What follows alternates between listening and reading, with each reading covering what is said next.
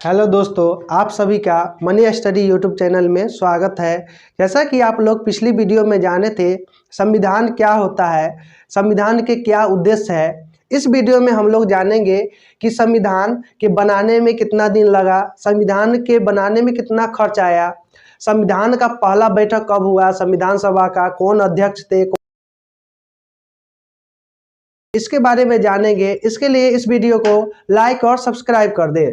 तो आइए जानते हैं कि संविधान सभा की पहली बैठक कब हुआ था। तो संविधान सभा का पहला बैठक 9 दिसंबर 1946 को हुआ था। पहला बैठक कब हुआ था? तो 9 दिसंबर 1946 को हुआ था। इसमें डॉक्टर सच्चिदानंद सिन्हा को अस्थायी सदस्य चुना गया था। तो पहली बैठक हुआ था 9 दिसंबर 1946 को। इसमें डॉक्टर सच्चिदानंद सिन्हा को क्या किया गया था? संविधान सभा का पहला अस्थायी सदस्य चुना गया था। जबकि बी.एन. रॉय, जो बी.एन. रॉय है, इसको संविधान का सलाहकार माना जाता है। तो कहेगा संविधान सभा के सलाहकार कौन थे? तो डॉक्टर बी.एन. रॉय। तो बी.एन. रॉय को सलाहकार, संवैधानिक सलाहकार नियुक्त किया गया। इसके बाद दूसरी बैठक, जितना भी बैठक हुआ था 3 गो बैठक हुआ था। पहली बैठक 9 दिसंबर, दूसरी बैठक 11 दिसंबर और तीसरी बैठक 13 दिसंबर को हुआ था। तो दूसरी बैठक हुआ था 11 दिसंबर 1946 को। इसमें जो था डॉक्टर राजेंद्र प्रसाद को क्या किया गया? अस्थायी रूप से सदस्य चुना गया। तो डॉक्टर राजेंद्र प्रसाद को दूसरी बैठक में क्या किया? अस्थायी रूप से सदस्य चुना गया। जबकि तीसरी बैठक जो हुआ था 2 दिन गैप का हुआ था। 9 दिसंबर को पहली बैठक, दूसरी बैठक 11 दिसंबर को और तीसरी बैठक हुआ था 13 दिसंबर को। 13 दिसंबर को जो तीसरी बैठक हुआ था, इसमें क्या कहा गया था कि यह जो बैठक है पंडित जवाहरलाल नेहरू ने बुलाया था। तो तीसरी बैठक किसके नेतृत्व में हुआ था? तो पंडित जवाहरलाल नेहरू के नेतृत्व में हुआ था। इसमें क्या था? तो तीसरी बैठक कब हुआ था? पंडित जवाहरलाल नेहरू के नेतृत्व में। इसमें था 22 जनवरी 1947। 22 जनवरी 1947 को जो था संविधान का जो प्रस्तावना और जितना भी नियुक्ति की प्रक्रिया होता है, ये 22 जनवरी 1947 को क्या किया गया था? संविधान में वैधानिक रूप से स्वीकृति दी गई थी। यानी संविधान का जो प्रस्तावना है, हम भारत के लोग और जितना भी नियुक्ति होता है, प्रधानमंत्री का, सुप्रीम कोर्ट के जज आर का, विधायक आर का नियुक्ति, इसको कब स्वीकृति मिली थी? तो वैधानिक स्वीकृति कब मिली थी? 22 जनवरी 1947 को मिला था। जबकि 22 जुलाई 1947 को भारत में राष्ट्रीय झंडा का स्वीकृति मिली थी। यानी भारत के झंडा को जब अपनाया गया, या भारत के तिरंगा को कब अपनाया गया था? तो 22 जुलाई 1947 को। 22 जुलाई 1947 को भारतीय राष्ट्रीय क्या था? झंडा को स्वीकृति मिला था। इसके बाद है मई 1949। मई 1949 को क्या किया था? भारत को राष्ट्रमंडल देश की सदस्यता मिला था। तो मई 1949 को क्या किया गया था? भारत को राष्ट्रमंडल देश की सदस्यता मिला था।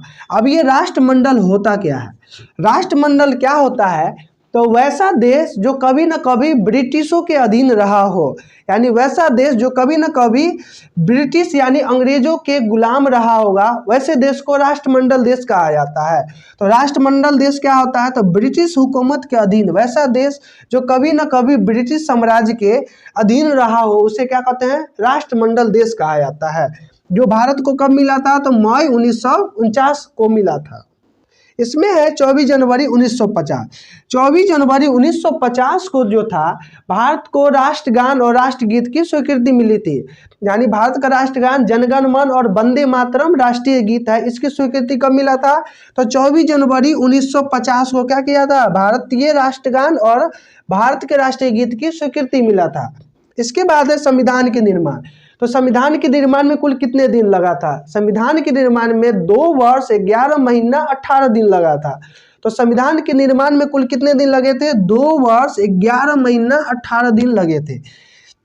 इसके लिए जो संविधान जो बना है, हमारा संविधान खुद से न बना है, बल्कि दूसरे देश के संविधान से लिया गया। जो अच्छा बात था वो क्या किया था? दूसरे देश के संविधान से ले लिया गया।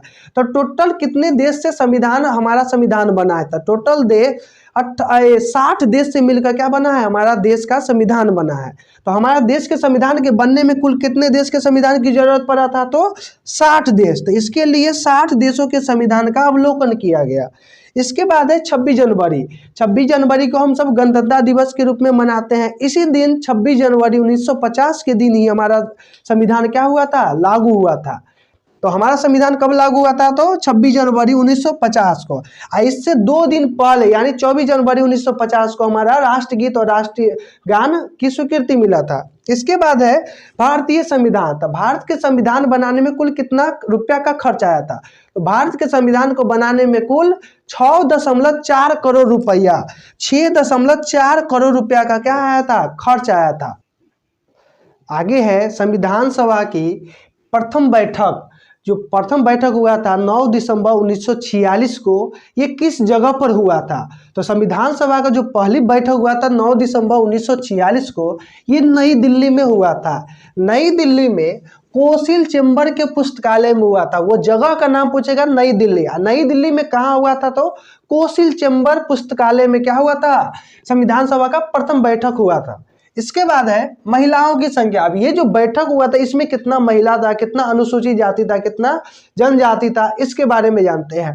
तो इस बैठक में टोटल महिला की संख्या 9 थी, जबकि आवंटित क्षेत्र से कितना था सदस्य, 32 को, और 292 सदस्य था प्रांत राज्य से। जो भारत में प्रांतीय राज्य था इससे कितना था, 292 था, जबकि 15 अन्य किसी क्षेत्र से था। तो किसी अन्य क्षेत्र से भी कितना था, 15 को सदस्य था। इतना सदस्य था इस बैठक में। इसके बाद है भारत में संविधान के निर्माण का पिता। तो हम जानते हैं कि भारत के संविधान के निर्माण में सबसे ज्यादा योगदान डॉक्टर भीमराव अंबेडकर जी का था। तो इसीलिए डॉक्टर भीमराव अंबेडकर को भारत के संविधान का निर्माता और पिता कहा जाता है। यानी भारतीय संविधान का पिता और निर्माता डॉक्टर भीमराव अंबेडकर जी को कहा जाता है। इसके बाद है भारत के प्रथम कमेटी के अध्यक्ष। जो कमेटी बना था संविधान सभा के लिए, इसके प्रथम अध्यक्ष कौन थे, तो डॉक्टर भीमराव अंबेडकर खुद थे। इसके बाद है प्रथम खाद्य मंत्री। जो इसमें बैठक हुआ था इसमें खाद्य मंत्री बना था, तो प्रथम खाद्य मंत्री डॉक्टर राजेंद्र प्रसाद जी को बनाया गया था। इसमें है आगे पढ़ना है सबसे बड़ा लोकतंत्र कहाँ का है, सबसे पुराना लोकतंत्र कहाँ का है, सबसे बड़ा प्रत्यक्ष लोकतंत्र कहाँ का है। तो सबसे पुराना जो लोकतंत्र है वो अमेरिका का है, बहुत पुराना लोकतंत्र है। और सबसे बड़ा लोकतंत्र भारत का है, और सबसे बड़ा प्रत्यक्ष लोकतंत्र स्विट्जरलैंड का है। तो सबसे बड़ा लोकतंत्र, बड़ा प्रत्यक्ष लोकतंत्र स्विट्जरलैंड का है, सबसे पुराना लोकतंत्र अमेरिका का है, और सबसे बड़ा लोकतंत्र भारत का है। तो भारत का सबसे बड़ा लोकतंत्र है। भारत की स्वतंत्रता के समय इंग्लैंड में लेबर पार्टी की सरकार थी। यानी जब भारत स्वतंत्र हुआ था तो उस समय अंग्रेज के देश में यानी इंग्लैंड में या ब्रिटेन में उस समय किसकी सरकार थी, तो उस समय लेबर पार्टी की सरकार थी। जब भारत आज़ाद हुआ, स्वतंत्रता हुआ था, उस समय किसकी सरकार थी, यानी भारत के स्वतंत्रता के समय इंग्लैंड में लेबर पार्टी की सरकार थी। इसके बाद है डॉक्टर भीमराव अंबेडकर का संविधान सभा का निर्वाचन। यानी जो संविधान सभा के निर्वाचन में यानी वोट हुआ था, यहाँ पर डॉक्टर भीमराव अंबेडकर कहाँ से चुनकर आए थे, तो ये मुंबई प्रेसिडेंसी से चुनकर आए थे। डॉक्टर भीमराव अंबेडकर मुंबई प्रेसिडेंसी से चुनकर आए थे। संविधान सभा कांग्रेस का था और कांग्रेस भारत का था। ये कौन कहा था, तो ऑस्टिन ने कहा था, ठीक ना। इसके बाद है संविधान सभा का वाचन। यानी संविधान सभा जब बना था तो इसमें भी डिबेट हुआ था। ये डिबेट टोटल 144 दिन तक चला था। तो संविधान सभा के बनने में जो डिबेट हुआ था ये टोटल कितना दिन तक चला था, 144 दिन तक डिबेट हुआ था। इस डिबेट को 3 चरण में डिबेट कहा गया। यानी ये जो डिबेट था 144 दिन का, इसे 3 चरण में बांटा गया था। पहला जो चरण था वो 4 नवंबर से 9 नवंबर 1948 तक चला। यानी 4 नवंबर 1946 से 9 नवंबर 1948 तक चला था पहला डिबेट। इसके बाद दूसरा का डिबेट चला था 15 नवंबर 1948 से 17 अक्टूबर 1949 तक चला था। यानी 15 नवंबर 1948 से 17 अक्टूबर 1949 तक जो चला था उसको दूसरा डिबेट के नाम से जानते हैं। जबकि तीसरा जो डिबेट था वह 14 नवंबर 1949 से 26 नवंबर 1949 तक चला था। इसे तृतीय वचन के नाम से जानते हैं। वाचन मतलब डिबेट होता है। यहीं पर 26 नवंबर 1949 को चला और इस दिन भंग कर दिया गया संविधान सभा को। और इसी दिन क्या हुआ था, 26 जनवरी 1949 को हमारा संविधान बनकर तैयार हो गया था। आइए जानते हैं आगे कि संविधान सभा जो बना था, तो संविधान के बनने पर उस पर कितना आदमी का हस्ताक्षर था। तो संविधान जो बना था, तो हमारे संविधान में उस पर कुल 284 लोगों का सदस्य का क्या था, हस्ताक्षर था। यानी साइन कितना था, संविधान जो बना था उस पर टोटल 284 लोगों का साइन था। इसके बाद है इसमें 16 को आर्टिकल को, यानी आर्टिकल की संख्या कितना है, 400 से करीब है ज़्यादा। तो इसमें जो है 16 आर्टिकल को 26 नवंबर 1949 के दिन ही क्या कर दिया था, लागू कर दिया था। वो जो आर्टिकल है क्या कौन कौन था, तब article 5, article 6, 7, 8, 9, article 60, article 324, article 344, article 367, article 379, article 380, article 388, फिर 391, 393 और 394, ये जो आर्टिकल था 16 गो आर्टिकल, इसको उसी दिन क्या कर दिया था, लागू। इसके बाद है 24 जनवरी 1950। 24 जनवरी 1950 को अंतिम बैठक में संविधान सभा को भंग कर दिया गया। यानी संविधान सभा कब भंग हुआ था, तो 24 जनवरी 1950 को संविधान सभा को भंग करके डॉक्टर राजेंद्र प्रसाद को भारत का राष्ट्रपति घोषित किया गया था। तो डॉक्टर राजेंद्र प्रसाद कब भारत का राष्ट्रपति बने थे, तो 24 जनवरी 1950 को। इसी दिन क्या हुआ था, भारतीय संविधान भी भंग हुआ था और राष्ट्रपति बने थे कौन, डॉक्टर राजेंद्र प्रसाद। इसके बाद है 15 अगस्त 1947। 15 अगस्त 1947 से 1952 तक, उस समय तक चुनाव न हुआ था। तो 1947 से 1952 तक देश को कौन चला रहा था, तो देश को कौन चला रहा था, तो 15 अगस्त 1947 से 1952 तक देश को संविधान सभा चलाता था। यानी देश को कौन चलाता था, संविधान सभा। लेकिन अभी जो कौन चलाता है, सांसद।